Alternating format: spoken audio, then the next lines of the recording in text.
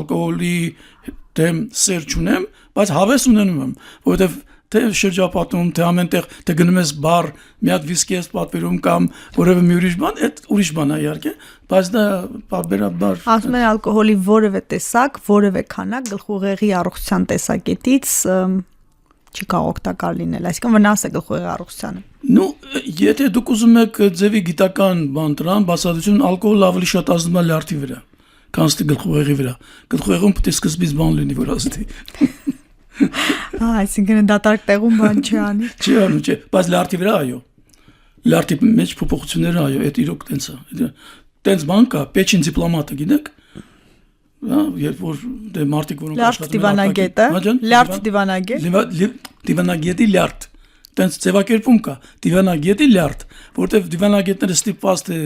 ոչ ստիպված անընդհատ ինչ որ տենց բաների մեջ են, չէ՞։ Խմելու, օգտագործելու, գնալու, գալու, չէ՞, իրանք մասնակցում են, չէ՞։ Հա, ընդունելությունների չի կարա չխմի։ Չի կարա չխմի։ Դեժե դուս գկա Մասեր Маргарита մեջ,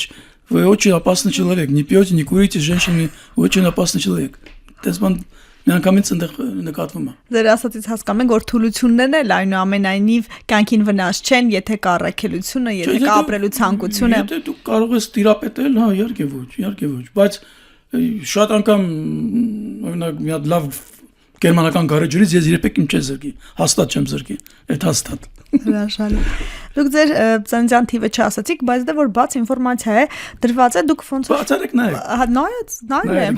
բա իհարկե, բարոյական։ Համաշխարհն եք ուզում իմանալ։ Հա, չէ, ուզում որ նայեք, ես ասեմ, ինձ բոլոր մարդիկ ով հարգում եւ սիրում են, իմ ծննդյան թիվը գիտեն։ Դուք ծնվել եք պատերազմի այսպես ասած տարիներին եւ ձեր հիշողությունն է որպես մարդ, որ 44-ից մինչև հիմա ինչն է շատ փոխվել, ինչն է շատ տպավորել ձեզ, որ դուք կպատմեք մի բան, որ ինձ կզարմանցնի, իմ տարեկիցներին կզարմանցնի, ավելի երիտասարդները, թեկուզ քաղաքի մեջ, թեկուզ ինչ որ մի բան տեխնոլոգիական առումով, որ շատ էական է փոփոխությունը։ Կարող եմ ասել, այն տարիներին, երբ որ ես ինձ արդեն սկսում եմ հիշել, դա մոտավորապես 50-ականների սկիզբներ արդեն ինձ հիշում եմ։ Ստալինի մահվան օրը ես հիվանդեի տունը լաց էի լինում, Ստալինի մահվան օրը, որտեղ բոլոր մարդիկ դրսում լաց էին լինում։ Պատկերացնում եք, չէ՞, ինչ։ Լավ։ Հիմա մենք շատ վատ ենք ապրել։ Ահա որ վատ ենք ապրել, ոչ թե մենակ մեր ընտանիքին, papan այն ժամանակ արդեն բժիշկ էր, բայց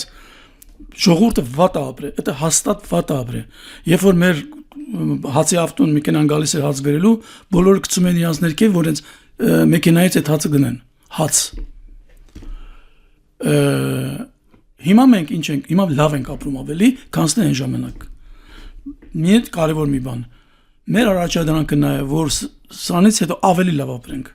որ դուք արդեն որ հասնեք իմ տարիքի ասեք, գիտեք, մենք 25 թվականին այնքան լավ չէինք ապրում, բայց այս թվականին չեմ ուզում արդեն շատ լավ ենք ապրում։ Լավ ապրել նյութական բարեկեցության առումով, թե գիտակցական, որովհետև սրանից լավ էլ ինչ ապրենք, եթե մարդուն ինչ է պետք լավ ապրելու համար, գիտակցական նկատի ունեք։ Ոչ թե դա լավ ապրելը պետք է գիտակցես, որ լավ ես ապրում։ Եթե լավ ապրում ես, բայց չես գիտակցում, ես օրինակ գիտակցում եմ, որ մենք հիմա ավելի լավ ենք ապրում, որտեղ նայում եմ ինչ է կատարվում, ոնց է կատարվում, կան մարդիկ, որ վատ են ապրում, կան մարդիկ, որ շատ վատ են ապրում, եւ դրանք կարիք ունեն ուշադրության, բայց շատ բան փոխվել է։ Շատ բան փոխվել է։ Ես աշխատել եմ շտապօգնության վրա 2 տարի ժամանակին։ Այն ժամանակ շտապօգնության վրա, պետք է ասեմ, պրամիդոլի 1 ամպուլան վաճառում էր 10 ռուբլի։ Ես չեմ վաճառել իհարկե, բայց իմ գոլեգաներին ես գիտեմ, որ վաճառել են, ինչի, որովհետև վատ էին ապրում։ Հիմա փարկացը չկա։ Չկա այդ։ Հիմա որ բժիշկը ուզենա հավելյալ գումար չվերցնի, կապրի լավ։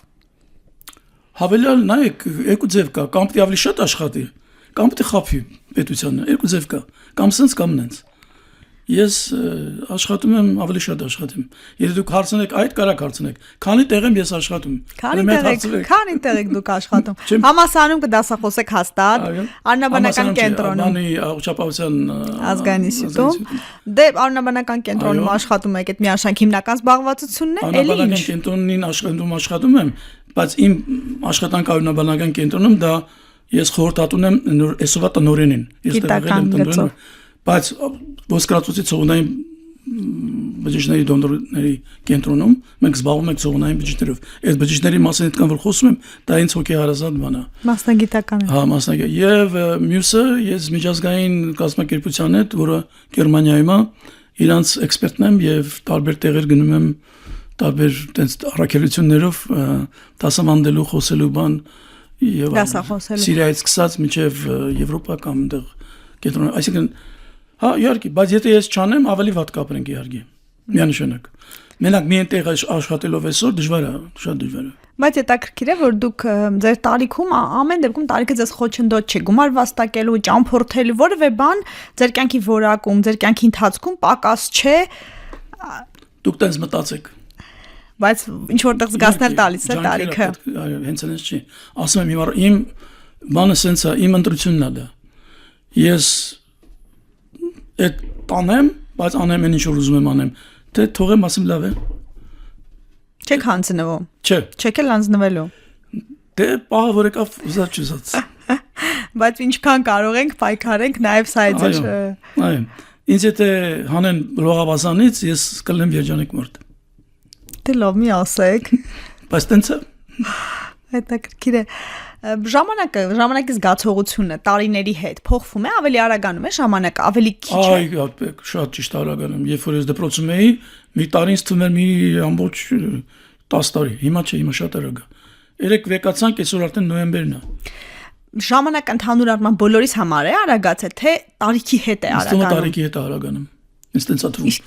Ես մտածում եմ, որ ժամանակն է սկսել արագ պատոտվել։ Չեմ կասեմ, ինչ-որ մի բան կա ամեն դեպքում։ Ու միգուցե տենց էլ է, ես չեմ ժխտում, ես ոչ մի բան չեմ կարող ժխտեմ չիմանալով,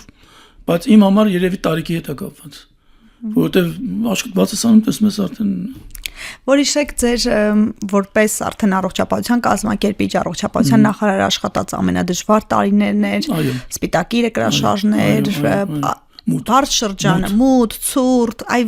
այս շրջանը գալի որ հիվանդանոցներում էլ լույս չկար եւ ինչեր եք հաղթահարել։ Ես որ ասում եմ հիշողություններ, որոնք մեզ կտպավորեն, միայն դրականը չէ, նաեւ բացասականը։ Ես չեմ մտածել թե ինչ պիտի հաղթահարեմ, ես մտածել եմ վատ ճանեմ ավելի։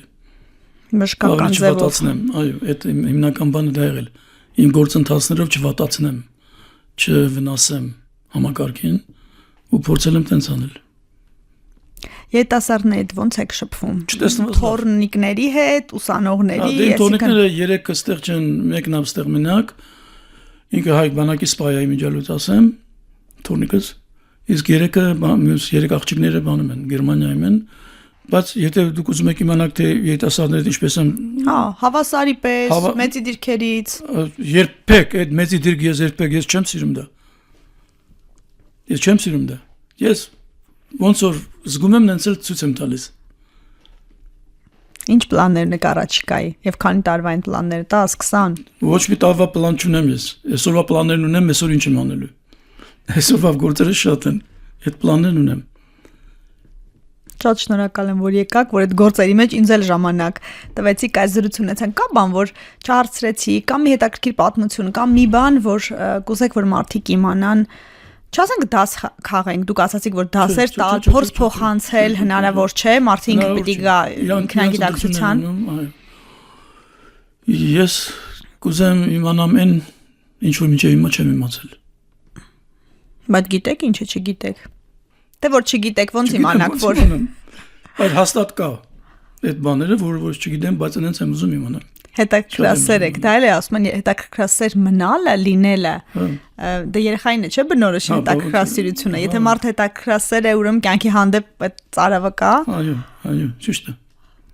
Հրաշալի է։ Շնորհակալ եմ, որ եկաք։ Կարծում եմ, որ էլի եթե հանդիպենք, էլի ունենալու ենք հոզակցության թեմա ու ամենտեղ մենք ասել ենք հիմնականը, բայց չենք խորացել դետալների մեջ, որ կարելի է։ Իհարկե կարելի է շատ խոսել դրա մեջ, բայց ես ասում եմ, մարդը ինքն է ընտրում իր ճանապարհը։ Եվ լավի համար, եւ վատի համար պատասխանատու ենք մենք։ Եվ մեր դժվարությունների համար ենք մենք պատասխանատու։ Եվ ամենակարևորը պահպանեք ձեր այն բաժանվող բջիջները շատ, որ նրանք շատ եղան, ուրեմն ձեր շանսերը ապրել ավելի շատ են։ Հա, ես 100 տարի ապրեմ, շնորհակալ եմ։ Ակտիվ եղեք, լսեք մեզ հանրային ռադիոյի amradio.am կայքում, դիտեք հաղորդումը, բաժանորդագրվեք երկրորդ շնչառության YouTube-ի ալիքին։ Գտեք մեզ TikTok-ում, Instagram-ում, Facebook-ում, գրեք ձեզ ուզող հարցերի մասին։ Մենք դրանց անպայման կանդրադառնանք հաջորդիվ։ Առողջ ու երկար կյանք եմ մաղթում։